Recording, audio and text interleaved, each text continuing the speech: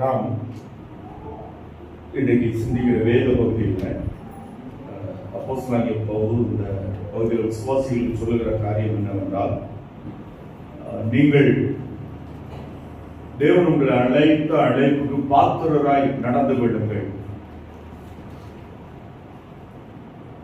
நீங்கள் அழைக்கப்பட்டவர்கள், தேவனால் தெரிந்தெடுக்கப்பட்டவர்கள். ஆனபடினால நீங்கள் அதற்கு பாத்திர தகுதி உடையவர்களாய், என்ன நோக்கத்திற்காக கிறிஸ்துவிலே தேவன் நம்மை அழைத்திருக்கிறார், அந்த நோக்கம் நம்முடைய வாழ்க்கையில் வெளிப்பட நீங்கள் வாழுங்கள், நடந்து கொள்ளுங்கள் என்று சொல்லுகிறதான ஒரு அழைப்பு தான் இந்த வேத பகுதியில் பார்க்க முடியும். இந்த முதல் வார்த்தை ஆதலால், therefore. இந்த ஆதலால் என்கிற வார்த்தை சில பகுதியில் ஏனென்றால் என்று சொல்லப்பட்டிருக்கிறது, இப்படியா இருக்கிறபடியால் என்று சொல்லப்பட்டிருக்கிறது. ரோமர் 12வது அதிகாரம் 1வது அந்த முதல் வார்த்தையாக நம்ம பார்க்கும்போது அங்கே அந்த வார்த்தையை வாசிப்போம். ரோமர் 12 முதலாவது வார்த்தை அப்படி இருக்க, ஆங்கிலத்தில் வந்து therefore என்றுதான் நம்ம பார்க்க முடியும். இங்கேயும் therefore ஆதலால் என்கிற வார்த்தையை தான் பார்க்கிறோம். அப்போ இந்த ஆதலால் அல்லது அப்படி இருக்கிற என்கிற வார்த்தை இதுவரையில் சொல்லப்பட்ட காரியங்களை குறிக்கிறது. அப்போ எபேசியர் 1, 2, 3 ஆகிய அதிகாரங்களில் என்ன சொல்லப்பட்டிருக்கிறது? அந்த எபேசியர் 1, 2, 3 அதிகாரங்களிலும் நாம் இயேசு கிறிஸ்துவை பெற்ற விசுவாசத்தினால் அவருக்குள் நீதிமான்களாக்கப்பட்டிருக்கிறோம். அவருக்குள் இயேசு கிறிஸ்துவுக்குள் நாம் தேவனுடைய பிள்ளைகளாக மாற்றப்பட்டிருக்கிறோம். இது தேவனால், தேவனுடைய கிருபை. இது மனிதனால் உண்டானதல்ல, இது உங்களால் உண்டானதல்ல, அல்லது விசுவாசிக்கிற நம்முடைய எந்த தகுதியும் சார்ந்ததல்ல, தேவனுடைய இரக்கம். இவ்விதமாக விசுவாசமா இருக்கிற நாம் எப்படி இருக்கிறோம்? மாம்சத்தின்படியான பிரிவினைகள் தகர்க்கப்பட்டு ஒரே குடும்பமாக, ஒரே ஜனமாக, நாம் அவருக்கு அழைக்கப்பட்ட ஒரே ஒன்றாக கூட்டி இணைக்கப்பட்டோம். மாம்சத்தின்படியான பிரிவினைகள் நீங்கிவிட்டது. யூதன் என்றும், கிரேக்கன் என்றும், புறஜாதி என்றும் எல்லாம் நீங்கிவிட்டது என்று இப்படிப்பட்ட ரட்சிப்பு எது? அந்த ரட்சிப்பு பாவ மன்னிப்பு எப்படி கிடைக்கிறது? அந்த பாவ மன்னிப்பு நம்மை என்னதாக மாற்றி இருக்கிறது? நாம் இப்போது இப்படிப்பட்டவர்களாக தேவனுடைய பார்வையில் பார்க்கப்படுகிறோம் என்கிற காரியங்களுக்கான தெளிவான விளக்கங்களை முதல் 3 அதிகாரங்களை நமக்கு தந்து கிறிஸ்து இயேசுவிலே நாம் யாராக இருக்கிறோம் என்பதை தெளிவுபடுத்திட்டு, ஆனபடியினால் ஆதலால் நீங்கள் இப்படி பரிசுத்தவான்களாக, தேவனுடைய பிள்ளைகளாக, அவருக்கென்று வாழும்படி, அவருக்குள் நீங்கள் அழைக்கப்பட்ட அவருடைய பரிசுத்தவான்களாக இருக்கிறபடினால நான் உங்களுக்கு சில ஆலோசனைகளை சொல்றேன். அப்படின்னா, நீங்க கிறிஸ்துவை ஏற்றுக்கொள்ளலன்னா, நீங்கள் இந்த விசுவாசத்துக்குள் வரலன்னா, நீங்க தேவனால் தெரிந்து கொள்ளப்படலைன்னா, நீங்க கிருபையினால் ரட்சிப்பை பெற்றுக் கொள்ளலைன்னா, நீங்க தேவனுடைய குடும்பத்தில் அங்கத்தினரா இல்லைன்னா, நான் உங்களுக்கு இந்த ஆலோசனை சொல்றேன். நீங்க இப்படி இருக்கிறபடினால நீங்கள் உங்களுடைய வாழ்க்கையில அந்த பரிசுத்த தேவன், உங்களை அழைத்த தேவனை எப்படி வெளிப்படுத்த வேண்டும் என்று நான் உங்களுக்கு சில காரியங்களை, அது தேவனுடைய சித்தப்படி, தேவனிடத்தில் எதிர்பார்க்கிற சில காரியங்களை உங்களுக்கு நான் சொல்லுகிறேன் என்று பவுல் ஆரம்பிக்கிறார். கர்த்தர் நிமித்தம் கட்டுண்டவனாகிய நான் உங்களுக்கு சொல்லுகிற புத்தி என்னவெனில், நீங்கள் அழைக்கப்பட்ட அழைப்புக்கு பாத்திரவான்களாய் நடந்து, நீங்கள் கிறிஸ்து இயேசுவிலே ஒரு நோக்கத்தோடு பரலோக தேவன், பரிசுத்த தேவன் உங்களை அழைத்திருக்கிறார். உங்கள் ஒவ்வொருவரிடத்திலும் தேவன் ஒரு திட்டத்தையும், நோக்கத்தையும், ஒரு விருப்பத்தை அவர் வைத்திருக்கிறார். நீங்கள் சாதாரணமானவர்கள் அல்ல. ஒரு நோக்கத்தோடு பரிசுத்த மெய்தேவனால் அழைக்கப்பட்டவர்கள். அந்த அழைப்புக்கு பாத்திரவான்களாய் நடந்து, தகுதியுடையவர்களாய் நடந்து, அந்த அழைப்பை புரிந்து, அழைத்தவர் யார், அவரில் நாம் யாராக மாற்றப்பட்டிருக்கிறோம், அந்த பரிசுத்தமே தேவனுடைய பிள்ளைகளாகிய பரிசுத்த ஜாதியாகிய நாம் இந்த உலகத்துல எப்படி வாழ வேண்டும் என்பது தேவனுடைய சித்தமாய் இருக்கிறது என்பதை அப்போஸ்தலனாகிய பவுல் பரிசுத்தாவின் நடத்துதலால் நமக்கு நம்மை அழைத்து நமக்கு சொல்கிறார். அவருடைய நோக்கத்தை, அவருடைய விருப்பத்தை. அவர் பாத்திரவான்களாய் நடந்து அப்படின்னு சொல்லி, எப்படி பாத்திரவான்களாக நடப்பது? மிகுந்த மனத்தாழ்மையும் சாந்தமும் நீடிய பொறுமை உடையவர்களாய் அன்பில் ஒருவர் தாங்கி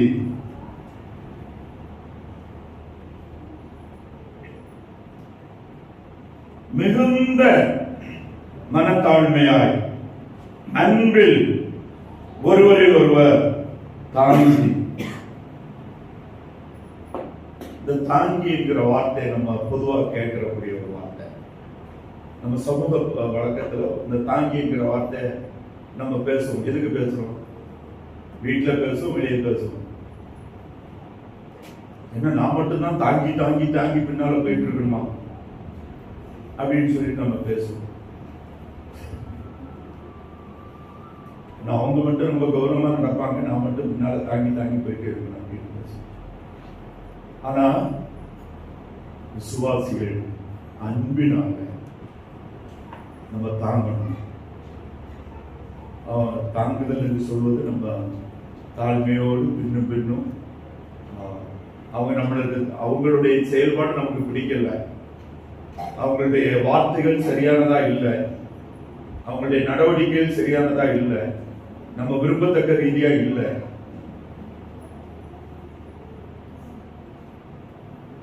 ஆனாலும் கிறிஸ்து நம்மீது வைத்த, கிறிஸ்துவிலே தேவன் நம்மீது வைத்த அன்பை உணர்ந்து நம்ம அன்பினால்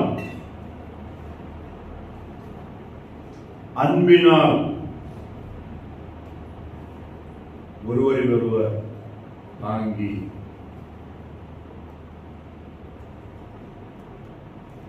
நம்ம சொல்லும்போது, முதலாவது மிகுந்த மனத்தாழ்மையும் சாந்தமும் நீடிய பொறுமையும் உள்ளவர்களாய்.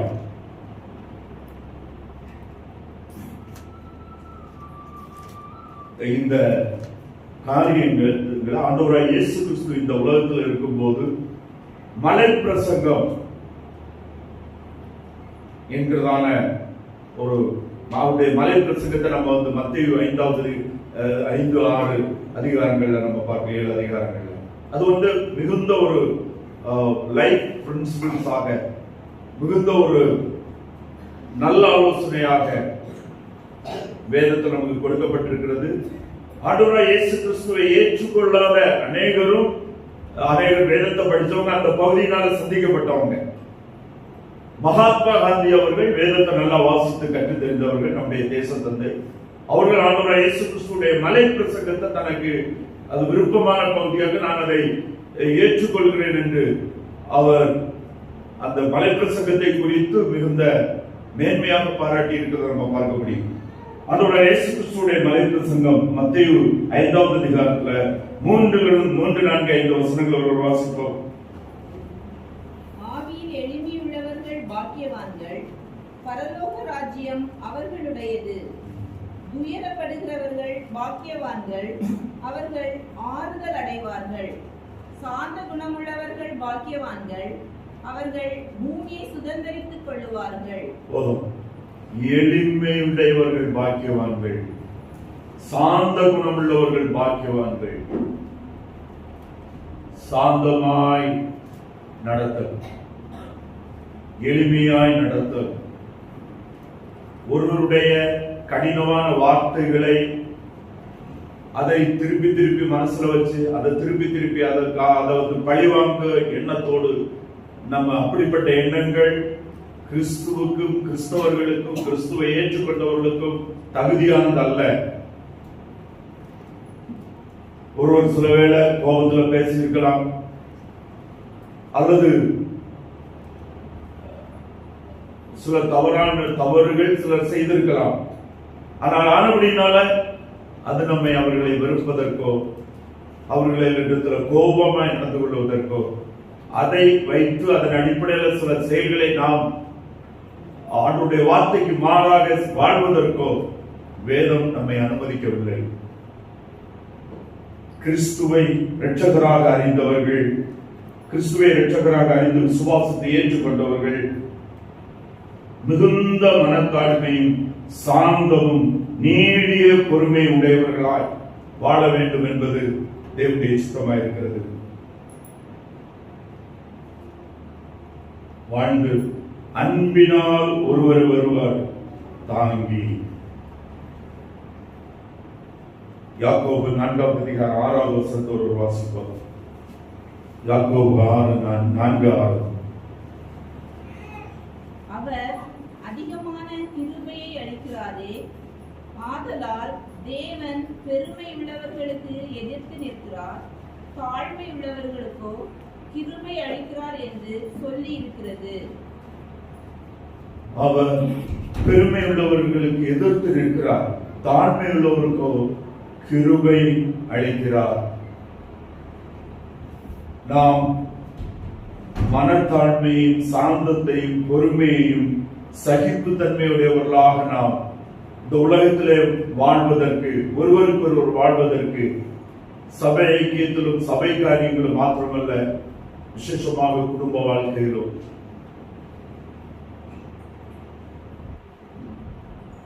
குடும்ப வாழ்க்கை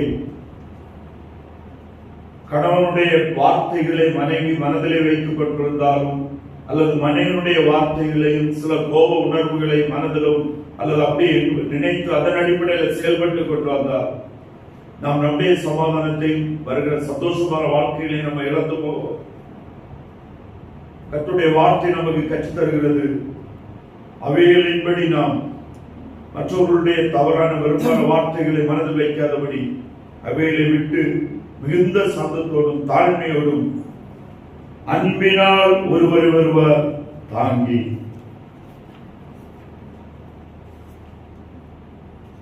எந்த விதத்திலும் ஒரு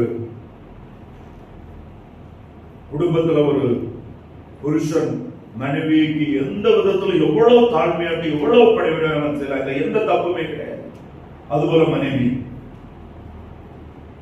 மனைவி வேதத்துல புருஷன் அன்பா இருக்கும்படியாக, மனைவி கீழ்ப்படும்படியாக ஆலோசனை சொல்லப்பட்டிருக்கிறது. ஆனால் ஒருவருக்கு ஒருவர் கீழ்ப்படிந்திருக்க வேண்டும் என்பது தேவனுடைய சித்தமாக இருக்கிறது. அது குடும்பத்திலிருந்து ஆரம்பிக்க வேண்டும். அது சபையில மிக முக்கியமாக செயல்படுத்தப்பட வேண்டும். சபையில விசுவாசிகளை அன்பினால் தாங்குவது, அன்பினால் அரவணைப்பது, அன்பினால் எவ்வளவு தாழ்ந்து பணிவிடை செய்கிறோம், அது தேவனுக்கு முன்பாக மிகுந்த விரும்பப்படத்தக்க காரியம். ஏனென்றால் நாம் அவருடைய பிள்ளைகள். ஒரு விசுவாசியை மன்னிப்பது தேவனுடைய பிள்ளைகளை மன்னிக்கிறதுக்கு, ஒரு விசுவாசி இடத்துல தாழ்ந்து போறது ஆண்டவருடைய பிள்ளைகளிடத்துல தாழ்ந்து போய் பணிவிடை செய்வது.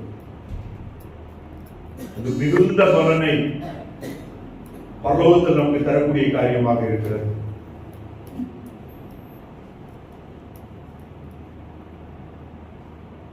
மிகுந்த மனத்தாழ்மையோடும் தாழ்மையும் சார்ந்தும் நீடிய பொறுமையுடையவர்களாய் அன்பில் ஒருவர் ஒருவர் தாங்கி சமாதான கட்டினால் ஆவியின் ஒருமைப்பாடை காத்துக் கொள்வதற்கு ஜாக்கிரதையாயிருங்கள்.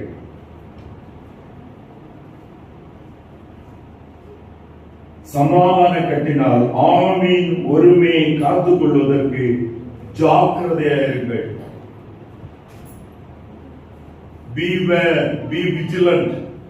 ஜாக்கிரதை என்பது ஒரு காவல்காரன் தனக்கு கொடுக்கப்பட்ட அந்த காவல் காக்கிற பொறுப்பை எவ்வளவு ஜாக்கிரதையோடு அவன் காக்க வேண்டும். தூங்க முடியாது, என்ன நடக்கிறது என்பதை குறித்து கவனமாக இருக்க வேண்டும். அதான் be watchful and be vigilant, எச்சரிக்கையாக இருக்க வேண்டும். ஏனென்றால் இங்கே சொல்லப்பட்டவைகளின்படி நாம் செய்யாமல் இருக்கக்கூடிய ஒரு பலவீன மாம்சமும், இங்கே வேதவசனம் சொல்லுகிற ஆலோசனைகளுக்கு கீழ்ப்படியாதபடி நம்மை நடத்துகிற சமூகம், உலகமும், இதை தூண்டுகிற பிசாசு நம்மோடு கூட இருக்கிறான். இன்னைக்கு குடும்பத்தில் ஏன் ஈகோ வருது? இன்னைக்கு சமூகத்துக்கு முன்னால புருஷன் நினைக்கிறாங்க, கணவன் நினைக்கிறாங்க, நான் தான் பெரிய ஆளுன்னு காட்டணும் அப்படின்னு நினைச்சா, அப்படின்னு நினைக்கிறது தான் உலகத்துக்கு முன்னால காட்ட விரும்புறோம். அதான் உலகம் எதிர்பார்க்கும். அதே போல மனைவியும், நான் என்ன எந்த விதத்திலையும் குறையல அப்படின்னு நம்ம சிந்தித்து அப்படிங்கிறத நம்ம சமூகத்துல காட்டணும்னு நினைக்க சொன்னோம். அது மாம்சத்தின்படியானது, அது உலகத்தை சார்ந்தது, அது கர்த்தருக்கு பிரியமானதல்ல. சபை காரியங்களிலும் பணிவிடை செய்தல். ஆண்டவராகிய இயேசு கிறிஸ்து இந்த உலகத்துல ஊழியம் கொள்ளும்படி வராமல் ஊழியம் செய்யவும் அநேகரை மீட்கும்படியாக தன் ஜீவனை கொடுக்கும்படியாக இந்த உலகத்தில் வெளிப்பட்டார் என்று நாம் பார்க்கிறோம். ஆவியின் ஒருமையை காத்துக் கொள்வதற்கு ஜாக்கிரதையாக வேண்டும். oneness in spirit, எண்ணங்களில, மனதில, சிந்தனையில எந்த விதமான ஒரு கபடான, கோபமான, எரிசலான, பிரிவினை எண்ணங்கள் சபை குறித்தோ, சபை குடும்பங்களுக்கு, சபையில் இருக்கிற எந்த நபரை குறித்தும் நமக்கு இருக்கக்கூடாது. அப்படி இருக்குமே ஆனால் அதை கர்த்தருக்கு முன்பாக சரி செய்து விட்டு நம் அன்பிலே ஆவியின் ஒருமை பாட்டை நாம் காத்துக்கொள்ளக்கூடிய ஒருவரை தாங்கி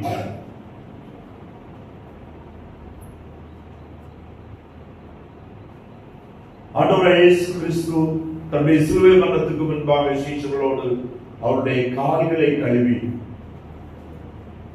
தன்னுடைய பணிவிடை தாழ்மையை வெளிப்படுத்தினார். கால்களை கழுவுதல் என்பது இன்றைக்கு சில சபைகளில் கர்த்தருடைய பந்திக்கு முன்பாக எல்லாரும் உட்கார்ந்து கால்களை கழுவுற ஒரு பழக்கம் இருக்கு. ஆனால் இயேசு கிறிஸ்து அதை டீச் பண்ணல, அப்போஸ்தலர்கள் உபதேசத்துல சொல்லல.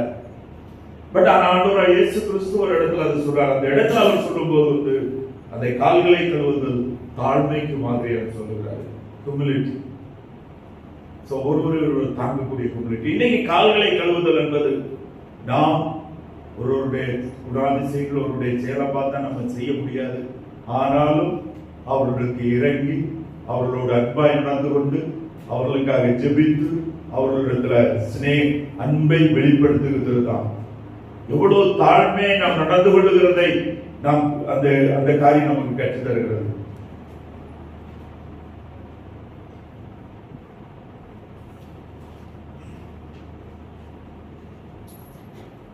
ஒருவர் ஒரு சில வருடத்துக்கு முன்பாக ஒருவர் என்கிட்ட சொன்னாரு,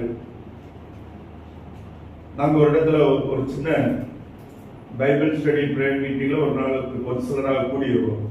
அப்ப திடீர்னு ஒரு நாள் அதை அரேஞ்ச் பண்ண வரான்னு சொன்னாரு. ஒரு ஆள் கொஞ்ச நாள் வராம இருந்துட்டு வந்தார். ஒரு 3 நாள் தான் கூடும். அப்ப அந்த நபர் சொன்னாரு, நான் அவருக்கு காலம் போய் கழுவுனேன், அதனால தான் வந்திருக்காங்க. அப்ப எனக்கு டக்குன்னு அப்படி ஒரு வார்த்தை நான் இதுக்கு முன்னால கேட்டதில்லை. அவருக்கு காலம் போய் கழுவுனாரா, எப்படி அதை என்ன சொல்றாருன்னு சொல்லி யோசிச்சிருந்தேன். அதுக்கப்புறம் அவர் சொன்னார், அப்படின்னா சரி, அவர் இப்படி எல்லாம் பேசுற காரியங்கள் எல்லாம் நான் அதை அவர்கிட்ட போய் உட்கார்ந்து பணிவா பேசினேன், எல்லாத்தையும் விட்டுவிடுன்னு சொல்லி நானே மன்னிப்பு கேட்டேன். ஏதாவது கோபம் இருந்தா சொல்லப்பா விட்டுவிடுன்னு சொல்லி பேசி சொல்லி அப்படின்னு நாங்கள் ஜோம் பண்ணோம். ஸோ அதுக்கு பிறகு அவர் இப்போ அதுக்கு அதனால தான் வந்தார் அப்படின்னு சொல்லி. காலை கழுவுதல் என்பது லிட்ரலா காலை போய் தண்ணி எடுத்து கழுவுறது அல்ல. கழுவலாம், அதுவும் தப்பு இல்லை தேவைப்பட்டா. காலை கழுவுறது என்பது மிகுந்த தாழ்மையோடு போய் பணிவிடை செய்யும். அதாவது நம்முடைய மாம்சத்தின்படி யோசித்தா நம்ம செய்ய முடியாது, அவங்களுடைய தகுதியின் அடிப்படையில் செய்ய முடியாது. ஆனா அன்பினால் அதை செய்யும், கிறிஸ்துவுக்காக செய்யும். ஒருமைப்பாடை காத்துக்கொள்ள இருக்கிற கட்டளையை நிறைவேற்றுவதற்காக நாம் அதை செய்ய வேண்டும். கிறிஸ்து மகிமைப்படுவதற்காக அதை நாம் செய்ய வேண்டும். அந்த காரியத்தை தான் இங்க அப்போஸ்தலனாகிய பவுல் எபேசியில் இருந்த விசுவாச குடும்பங்களுக்கு ஒருவரை ஒருவர் தாங்கி சமாதான கட்டினால் ஆவியின் ஒருமைப்பாட்டை காத்துக் கொள்வதற்கு ஜாக்கிரதையாயிருங்கள், எச்சரிக்கையாயிருங்கள்.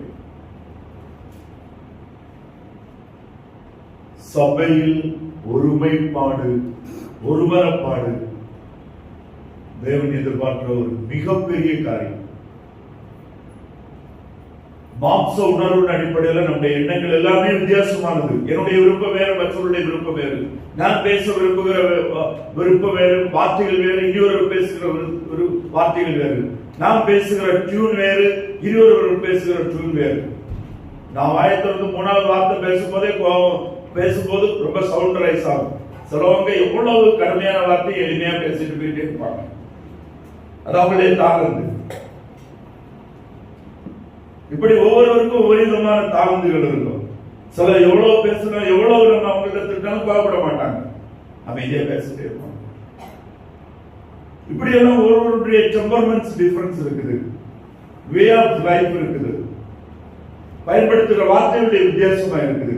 ஆனா கிறிஸ்துவுக்குள்ளாக வரும்போது வேதத்தை வாசித்து கீழ்ப்படுகிற மக்கள், வசனத்தோடு சார்ந்த வாழ்க்கை, அங்க ஈகோக்கு இடம் இல்லை. சபையில ஈகோக்கு இடம் இல்லை, குடும்பத்துக்குள்ளார ஈகோக்கு இடம் இல்லை. அப்படின்னா நம்ம இந்த தாங்குதலையும் ஆவியின் ஒருமைப்பாட்டையும் மற்ற இடத்துல பார்க்கறதில்லை. என்ன நமக்கு எடுத்துக்கொள்ள வேண்டும். நம்ம எல்லாருமே தப்பு பண்ணக்கூடிய குறைவுள்ளவங்க, நல்லவங்க யாருமே இல்லை. விசுவாசிகள் என்று அழைக்கப்படுகிற நம்ம மாம்சத்தில் எல்லாரும் ஒன்ன போல இருக்கிறோம். அதாவது இந்த உலகத்தில் இருக்கிற மிக மோசமான ஒரு மனிதர் செய்கிற தவிர நாம் செய்ய முடியும், செய்யலாம். ஆனா செய்யக்கூடாது. நான் செய்ய மாட்டேன். ஏன் செய்ய மாட்டேன், ஏன் செய்யக்கூடாது? பரிசுத்த வேதம் எனக்கு கட்டளை இருக்கிறது. தேவன் அதை விரும்பல, அது தேவனுக்கு இஷ்டம் இல்லை. ஆனா அப்படின்னால என்னுடைய டெம்பர்மெண்ட் இப்படி இருக்குது, ஆனா நான் குறைப்பேன். என்னுடைய தவறு உணர்வு. நான் இனிஷியேட்டிவ், அன்பிற்கு நான் இனிஷியேட்டிவ் எடுப்பேன். ஐக்கியத்திற்கு நான் முதல், நான் அதுக்கான செயல்பட ஆரம்பிப்பேன். அப்படின்னு நம்மை அதற்கு ஒப்புக் கொடுத்தல் தேவனுக்கு முன்பாக மிகவும் மிகவும் விருப்பமுள்ளதாக இருக்கிறது. ஆவியின் ஒருமைப்பாட்டை காத்துக் கொள்வது உண்மையான அன்பு ஆண்டோடத்துடன் மிகுந்த பலன்களை நமக்கு தரக்கூடியதாக இருக்கிறது. கொலோசியர் 3வது அதிகாரம் 16-17 வசனங்கள் ஒரு வாசிப்போம். கொலோசியர் 3:16-17. கிறிஸ்துவின் வசனம் உங்களுக்குள்ளே சகல ஞானத்தோடும் பரிபூரணமாக வாசமாயிருப்பதாக, சங்கீதங்களினாலும் கீர்த்தனைகளினாலும் ஞான பாட்டுகளினாலும் ஒருவருக்கொருவர் போதித்து புத்தி சொல்லிக் கொண்டு உங்கள் இருதயத்திலே கர்த்தரை பக்தியுடன் பாடி, வார்த்தையினாலாவது கிரியையினாலாவது நீங்கள் எதை செய்தாலும் அதையெல்லாம் கர்த்தராகிய இயேசுவின் நாமத்தினாலே செய்து அவர் முன்னிலையாக பிதாவாகிய தேவனை ஸ்தோத்திரியுங்கள். ஓகே, நம்ம தெளிவா பார்க்கிறோம். கிறிஸ்துவின் வசனம் உங்களுக்குள்ளே சகல ஞானத்தோடு பரிபூர்ணமாய் வாசமாய் இருப்பதாக. இடத்துல வசனம் பரிபூர்ணமாய் உங்கள் இதயத்துக்குள் வாசமாய் இருப்பதாக என்று சொல்லுகிற காரியம் என்னன்னா, வசனங்கள் உங்களுடைய மனதிலும் இதயத்திலும் இருந்து அது உங்களுடைய வாழ்க்கையை நடத்துவதாக, அந்த வசனம் உங்களுடைய வாழ்க்கையிலே செயல்படுவதாக, செயல்பாக மாறுவதாக.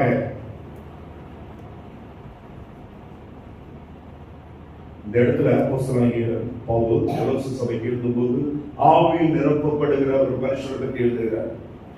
ஆவி உள்ளான மனுஷர், வார்த்தையினால், தேவ வார்த்தையினால் நிரப்பப்பட்ட இதயம் உள்ள மனுஷன், ஆவியில் நிரப்பப்பட்ட மனுஷன் பரிபூர்ணமாக வாசமாய் இருப்பதாக.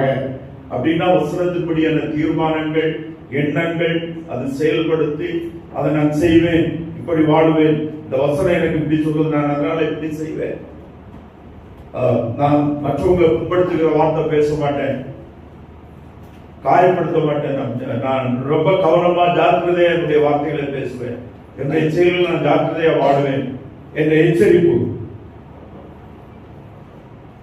சங்கீதங்களினாலும் கீர்த்தனைகளினாலும் ஞானப்பாட்டுகளினாலும் ஒருவரை ஒருவர் போதித்து புத்தி சொல்லி உங்கள் இருதயங்களில் கர்த்தரை பக்தியுடன் பாடி, உங்கள் இருதயங்களில் கர்த்தரை பக்தியுடன் பாடி ஒருவருக்கு ஒருவர் போதித்து புத்தி சொல்லிக் கொண்டு. இன்றைக்கு கிறிஸ்தவம் வீக்கா இருக்க, பலவீனப்பட்டு போக காரணம் என்ன தெரியுமா? ஒரு முக்கியமான காரணம், விசுவாசிகள் நினைக்கிறாங்க சண்டே ஞாயிற்றுக்கிழமை ஆராதனை, அதுல கேட்கிற வசனம், அப்ப பார்க்கிறது, அப்ப சந்திக்கிற விசுவாச ஐக்கியம், இதெல்லாம் போதுமானது. நோ, அது ஒரு சிம்பிள், அது ஒரு சின்ன காரியம். அது மெயின், அது ஆண்டவருக்கு பெரிய காரியம். சபை கூடி வருதல் தேவனுடைய கட்டளை, தேவனுடைய சித்தம், ஆராதனை மிக முக்கியமானது. ஆனால் நாம் கேட்கிற வசனங்கள் வாழ்க்கை, வாழ்நாள் முழுவதும் ஒவ்வொரு நாளும் நம்மோடு நமக்கு ஆண்டுடைய வசனம் நம்முடைய உள்ளங்களை நினைத்து அதன் அடிப்படையில் அவர்கள் வாழ்கிற வாழ்க்கை ஒவ்வொரு நாளும் நமக்கு இருக்க வேண்டும் என்பதைத்தான் வேதம் நமக்கு கற்றுத்தருகிறது. நம்ம எப்போதும் கர்த்தருக்குள் அவருடைய வார்த்தையினால் நிரப்பப்பட்டு, அவரால் நிரப்பப்பட்டு, அவரால் ஆளப்பட்டு, அவர் மகிமைப்படுகிற காரியங்களை நம்முடைய வாழ்க்கையில எப்போதுமே செய்ய ஜாக்கிரதையுடையவர்களாக இருக்க வேண்டும், எச்சரிக்கையோடு வாழ வேண்டும்.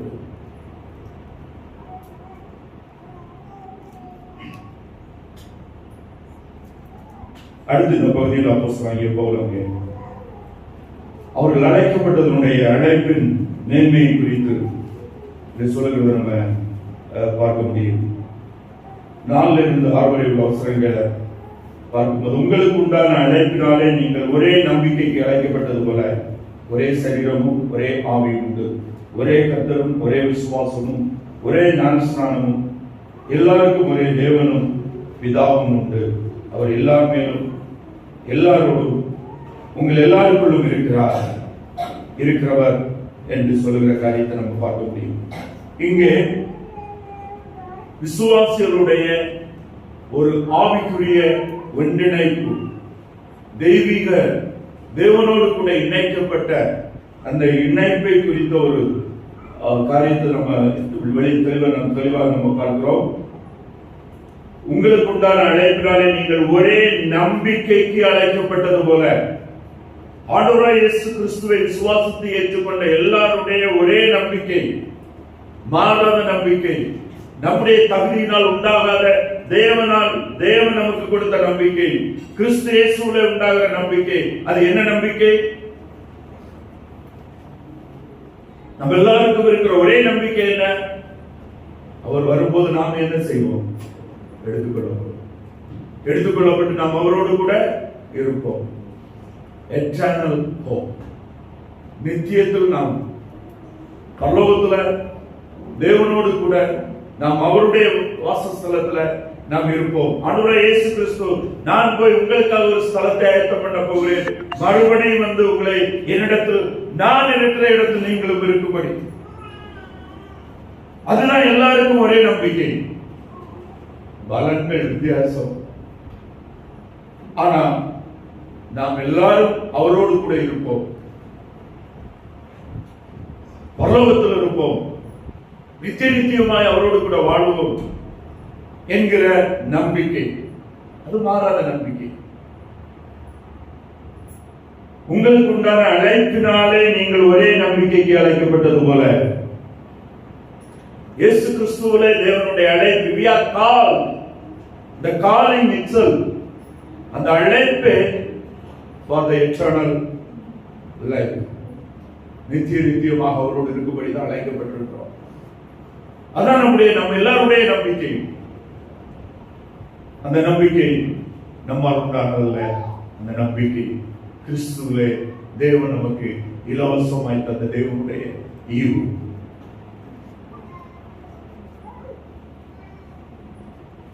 அந்த நம்பிக்கைக்கு அழைக்கப்பட்ட நம் எல்லாரும் ஆண்டவராய் இயேசு கிறிஸ்துவுடைய பாவம் இல்லாத ஒரே சரீரத்துக்குள்ளாக்கப்பட்டு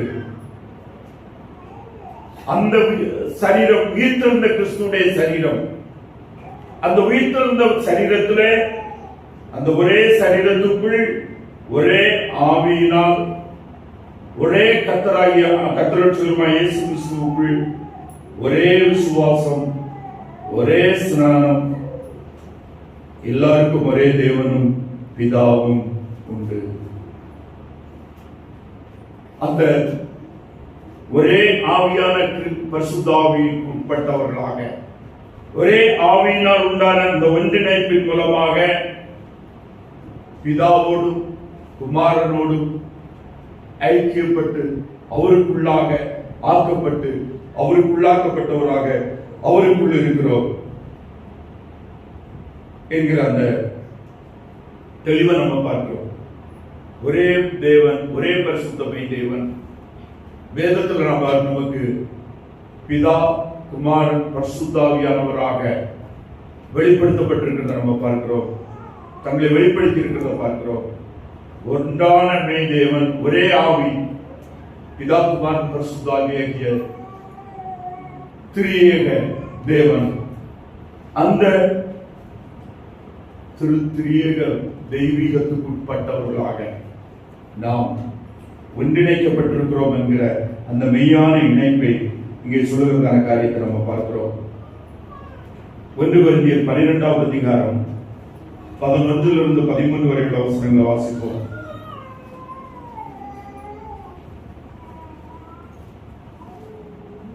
1 கொரிந்தியர் 12 11 13 வரை.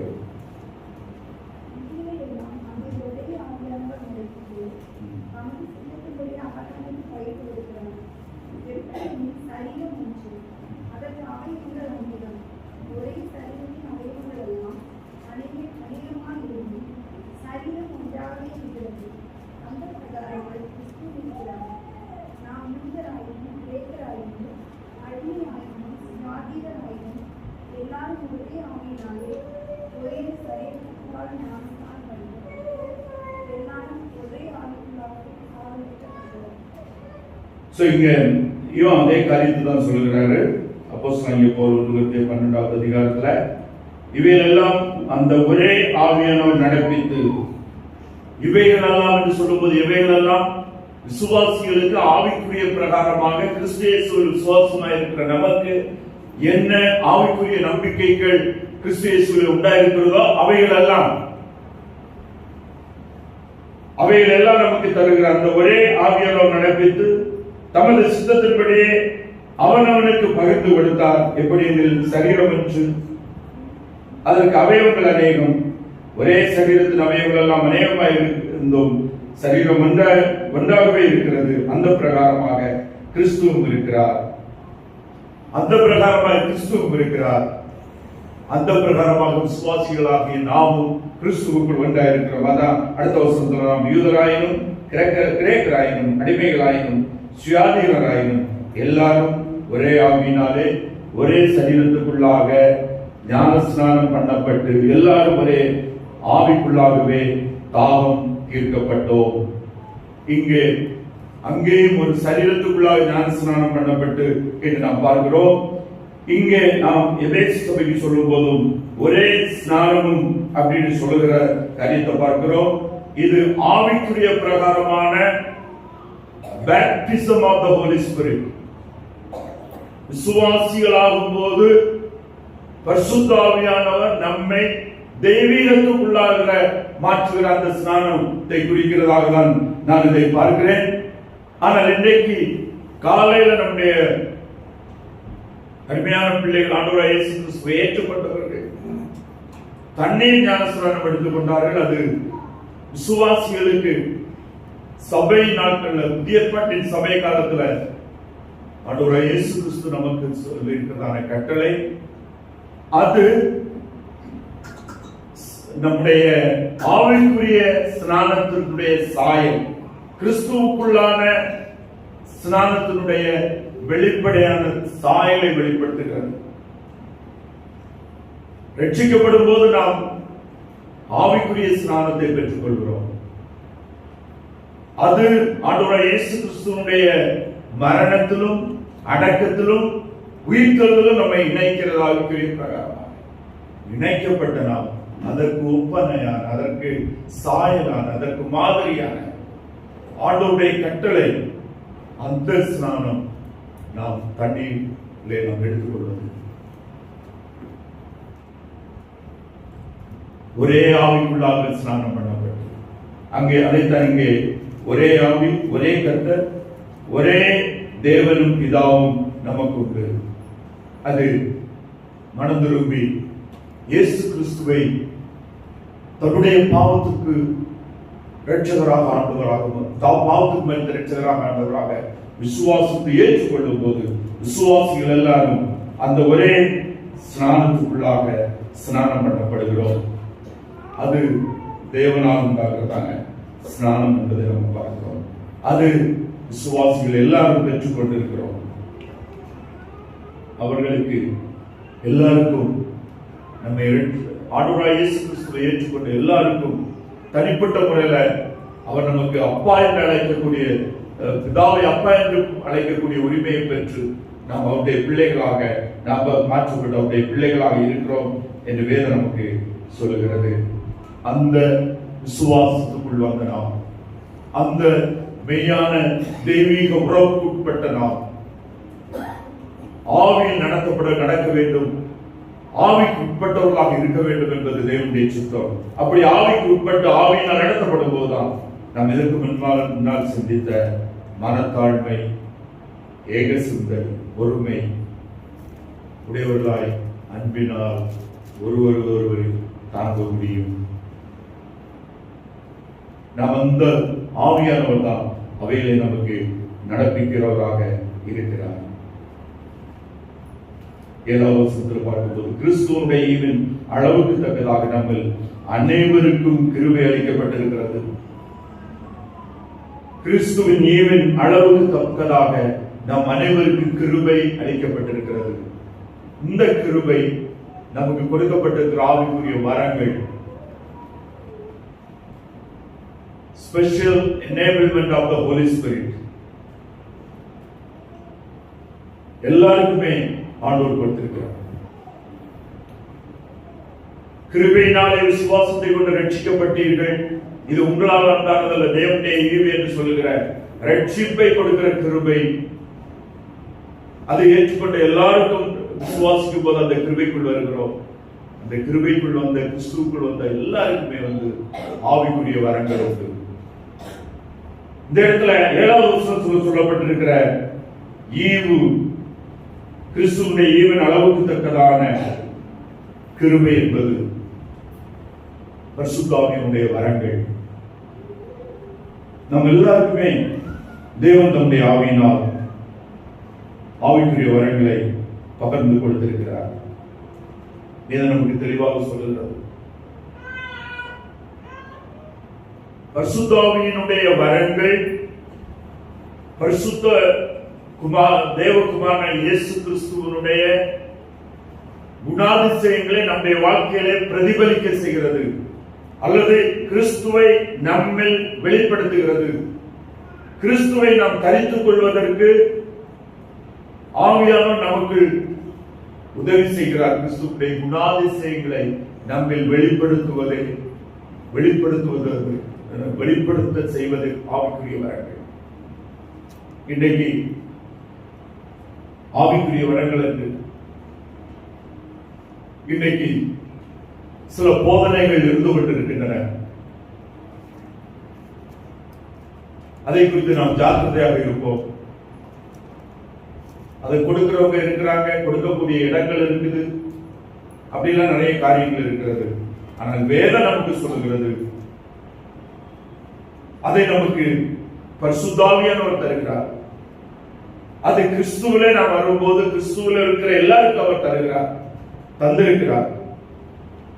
நாம் அவருக்கு கீழ்ப்படிந்து வசனத்துக்கு உட்பட்டு வாழ ஆரம்பிக்கும் போது ஆவியின் வரங்கள் நம்முடைய வாழ்க்கையில செய்கிறோம். ஆவியின் வரங்களை நம்மளே வெளிப்படுத்துவதற்கு நாம் ஆவியானவருக்கு அவருடைய வார்த்தைகளுக்கு கீழ்ப்படிவதன் மூலமாக அவர் எந்த வரங்களை நமக்கு தந்திருக்கிறார். வேறு சுவிசேஷத்தை விசுவாசித்து சுவிசேஷத்திலே தெளிவடைந்திருக்கிறவர்கள் அந்த சுவிசேஷத்தை மற்றவர்களுக்கு அறிவிக்க வேண்டும், சுவிசேஷத்தை பேச வேண்டும், மற்றவர்களுக்கு சொல்ல வேண்டும் என்று ஆத்மபாரத்தோடு ஜெபித்து ஒருவருக்கு கிறிஸ்துவை அறிவிப்பதற்கு நாம் ஆயத்தமாவோம் என்றால் நமக்கு சுவிசேஷ ஊழியம் செய்கிற வரங்கள் உண்டா என்பதை நாம் அதில் புரிந்து கொள்ள முடியும். வேத வசனத்தை கீழ்ப்படிந்து மற்றவர்களுக்கு உதவி செய்ய பணிவிடை செய்ய நாம் ஆரம்பிப்போமே ஆனால் எந்த ஆவிக்குரிய பலன் ஸ்பெஷல் எனேபிளிங் ஆவியானவர் நமக்கு என்னென்ன காரியங்களை பலப்படுத்துகிறார், நமக்கு எதிராக தப்பு பண்றவங்களை மன்னிக்க உதவி செய்கிறது, நம்மை பகைக்கிறவர்களிடத்தில் அன்பு காராட்ட, அன்பினால் தாங்க, எந்த விதத்தில் நாம் நம்முடைய வார்த்தையினாலும் செயலினாலும் யாரையும் காயப்படுத்தாதபடி நம்முடைய பாவ உணர்வுகளை கட்டுப்படுத்தி பாவ எண்ணங்களை கட்டுப்படுத்தி அன்பினால நாம் செயல்படுவதற்கு பரிசுத்த ஆவியானுடைய வரங்கள் நமக்கு மிகவும் உதவியாக இருக்கிறது. அதற்கு தான் தேவன் தம்முடைய கிருபைகளை வாழ்வதற்கான கிருபையின் பலனை நடத்துதல்களை ஆண்டவர் நமக்கு நம்மோடு இருந்து செய்கிறவராக நடத்துகிறவராக பலப்படுத்தி செய்கிறவராக இருக்கிறார். எல்லா விசுவாசிகளுக்கும் ஆவிக்குரிய வரங்கள் உண்டு. ஆவிக்குரிய வரம் இல்லாத விசுவாசியே கிடையாது. 1 கொரிந்தியர் 12வது அதிகாரம் 6 சில வசனங்களை வாசிக்கும் போது நாம் அங்கே கற்றுக்கொள்கிறோம். 1 கொரிந்தியர் 12:6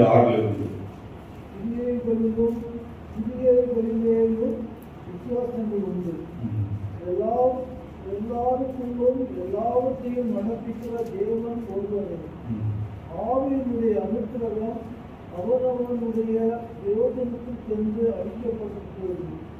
எப்படி எனில் ஒருவருக்கு ஆவியினாலே ஞானத்தை போதிக்கும் வசனமும் வேறொருவனுக்கு அந்த ஆவியினாலே அறிவை உணர்த்தும் வசனமும் வேறொருவனுக்கு அந்த ஆவியினாலேயே விசுவாசமும் வேறொருவனுக்கு அந்த ஆவியினாலேயே குணமாக்கும் வரங்களும் வேறொருவனுக்கு அற்புதங்களை செய்யும் சக்தியும் வேறொருவனுக்கு தீர்க்கதரிசனம் உரைத்தலும் வேறொருவனுக்கு ஆவிகளை பகுத்தறிதலும் வேறொருவனுக்கு பற்பல பாஷைகளை பேசுதலும் வேறொருவனுக்கு பாஷைகளை வியாக்கியானம் பண்ணுதலும் அளிக்கப்பட்டிருக்கிறது.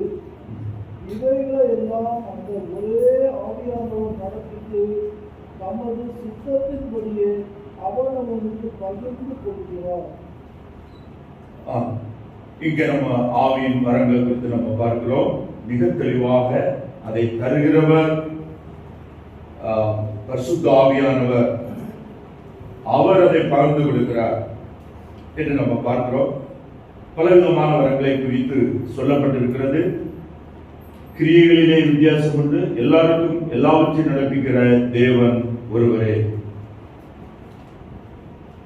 எதை எப்போது யாருக்கு ஆவிக்குரிய பிரகாரமாக தேவன் செய்ய சித்தமாக இருக்கிறாரோ அதை செய்வதற்கான ஆவிக்குரிய வரங்கள் ஆண்டவர் பகிர்ந்து தந்து சபையில தேவையான ஆவிக்குரிய வரங்களை தந்து ஆண்டவராகிய இயேசு கிறிஸ்து நமக்கு தந்த பிரதான கட்டளை நிறைவேற்றுவதற்கு, சுவிசேஷம் அறிவிக்கப்படுவதற்கு, அவர்கள் சீஷனாக மாற்றப்படுவதற்கு, அவர்கள் சகல உபதேசங்களிலும் அவங்க தேறி கிறிஸ்துவுக்குள் தெளிவான நம்பிக்கையில் உறுதிப்பட்டவர்களாக இருந்து நித்திய நம்பிக்கை குறித்து சாட்சி கொடுக்கிறவர்களாக மாறுவதற்கு வேதவசனம் பரிசுத்த ஆவியானவர் அவர் நமக்கு பகிர்ந்து கொடுத்த வரங்கள் உதவியா இருக்கிறது. அவர் நம் ஒவ்வொருவருக்கும் தம்முடைய ஆவிக்குரிய வரங்களை பகிர்ந்து கொடுத்திருக்கிறார். ரோமர் 12வது அதிகாரம் 6, 7, 8 வசனங்களை ஒரு வாசிப்போம். ரோமர் 12வது அதிகாரம் 6, 7, 8 வசனங்கள்.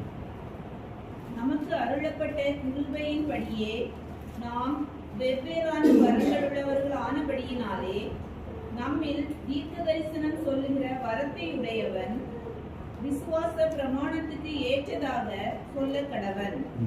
ஊழியம் செய்கிறவன் ஊழியத்திலும், போதிக்கிறவன் போதிக்கிறதிலும், புத்தி சொல்லுகிறவன் புத்தி சொல்லுகிறதிலும் தரித்திருக்க கடவன். பகிர்ந்து கொடுக்கிறவன் வஞ்சனை இல்லாமல் கொடுக்க கடவன். முதலாளியானவன் ஜாக்கிரதையாயிருக்க கடவன். இரக்கம் செய்கிறவன் உற்சாகத்துடனே செய்ய கடவன். இங்கேயும் ஆவிக்குரிய வரங்களை குறித்து சொல்லப்பட்டிருக்கிறது. இவைகள் எல்லாவற்றையும் எல்லா இடத்திலையும் ஆவிக்குரிய வரங்களை குறித்து சொல்லும் போது நமக்கு அருளப்பட்ட கிருபையின்படியே இங்கே எபேசியர் 4:7 பார்க்கும்போது கிறிஸ்துவின் ஈவின் அளவுக்கு தக்கதாக நம்மில் அவனவனுக்கு கிருபை அளிக்கப்பட்டிருக்கிறது. It is a special enabling grace of God. அவர் தருகிறது. It's a sovereign grace. இது எந்த விதத்தில் நம்மால் உண்டானதல்ல, அவர் கிருபையை தந்திருக்கிறார். அந்த விசேஷித்த கிருபையை நாம் எப்படி உணர முடியும், எப்படி செயல்படுத்த முடியும்? வேத வசனங்களுக்கு கீழ்ப்படிந்து கர்த்தருக்காக வாழ ஆரம்பிக்கும் போது நமக்கு என்ன கிருபை தந்திருக்கிறார், நம்ம எப்படி அன்பினால் அதை பகிர்ந்து கொடுக்க முடியும், எப்படி நாம் ஆவியின் ஒருமைப்பாட்டை காத்துக்கொள்ள முடியும், எப்படி ரட்சிக்கப்படாத கிறிஸ்துவை அறிவதற்கு நாம் வாழ முடியும் என்பதை குறித்த அவைகளை செய்வதற்கு பரிசுத்த ஆவியின் வரங்கள் நம்மை நடத்தும்.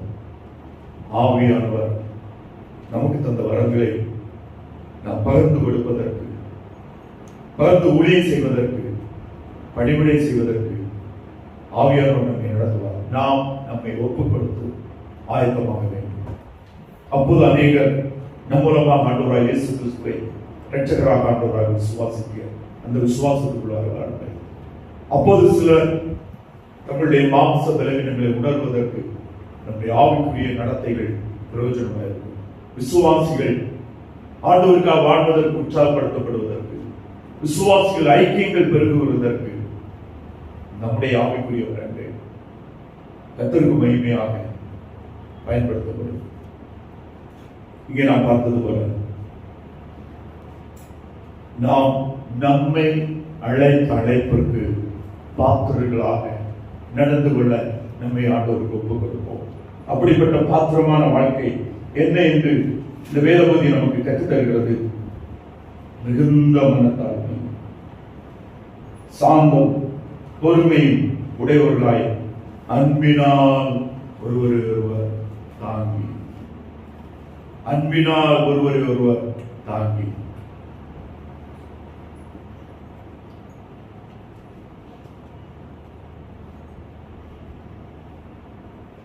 இங்கே சிந்தித்து பாருங்க, நம்முடைய நடைமுறை வாழ்க்கையில் நம்முடைய அன்பை எப்படி காட்டிட்டு இருக்கோம். ஒரு நாள் வீட்டில் யாராவது ஒரு நாள் கோபப்பட்டுட்டாங்கன்னா அடுத்து கொஞ்ச நாளைக்கு அவங்களிடத்துல பேசவோ செய்யவோ மாட்டாங்க.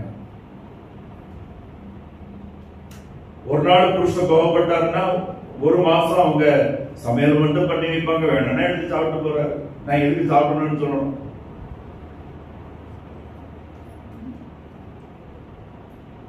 நான் எதுக்கு தாங்கணும் அப்படின்னு புருஷனுக்கு மட்டும் இல்லை, மனைவிக்கு மட்டும் இல்லை, பெரியவங்களுக்கு மட்டும் இல்லை, நமக்கு மட்டும் இல்லை, விசுவாசிகளுக்கு மட்டும் இல்லை. நம்ம சில வார்த்தைகள் நம்மை காயப்படுத்தி இருக்கலாம், அல்லது சில செயல்கள் நம்மை காயப்படுத்தி இருக்கலாம். ஆனா அதை பொறுக்கக்கூடியதும் அதை வைத்துக்கொண்டு மனதில் வைத்துக்கொண்டு செயல்படாமல் இருப்பதும் அது தேவனுடைய கிருபையின் இரக்கம். நாம் நம்மை அழைத்த பரிசுத்த தேவனுக்கு முன்பாக நம் மீது தேவன் நம்முடைய கிரியைகளுக்கு கோபப்பட்டார்னா நம்ம யாருமே வாழ முடியாது. நம்ம யாருமே ஒரு நாள் கூட உயிரோடு இருக்க முடியாது. நாம் நிர்மூலமாக இருப்பது தேவனுடைய கிருபையை, சுத்த கிருபை. அதை உணர்ந்து தாழ்மை, பணிவிடை, மற்றவங்களுக்கு முன்பாக நம்ம கொஞ்சம் இறங்கி போயிட்டோம்னா அது இறங்கி போறதில்லை. நாங்க எப்போ ஆண்டவருக்கு நினைச்சு விசுவாச வசனத்தை பார்த்து நம்ம தாழ்மை அடைகிறோமோ அது மிகுந்த பலனை தரும், மிகுந்த சந்தோஷத்தை தரும், மிகுந்த ஆசீர்வாதங்களை தரும், மிகுந்த பாராட்டுதலை தரும், மிகுந்த அன்பை நாம் அனுபவிப்போம். அவர்களால் நேசிக்கப்படும். ஒருவருடைய தப்பை மன்னிச்சு அவங்களுக்கு இறங்கி பணிவிட செய்யணும்னா அவங்களுடைய அன்பை நம்ம சம்பாதித்துக் கொள்வோம். தேவன் நமக்கு வரும் தருவார், தேவன் நம்ம நடத்துவார். அதுக்காக தான் நம்ம கிறிஸ்துவுக்கு நாம் அழைக்கப்பட்டிருக்கிறோம். கிறிஸ்து இயேசுவிலே தேவன் நம்ம அழைத்த அழைப்புக்கு பாத்திரராய் நாம் ஒவ்வொருவரும் நடந்து கொள்ள பிதா குமாரன் பரிசுத்த ஆவியாகிய திரியேகமே தேவன் நம் ஒவ்வொருவரையும் நிரப்பி வியாவினால் நிரப்பி நம்மை ஒவ்வொரு நாளும் நடத்த நம்மை ஆண்டவருக்கு ஒப்புக் கொடுப்போம். எல்லாரும் கட்டளை போய் நம்மை ஆண்டவருக்கு ஒப்புக் கொடுப்போம்.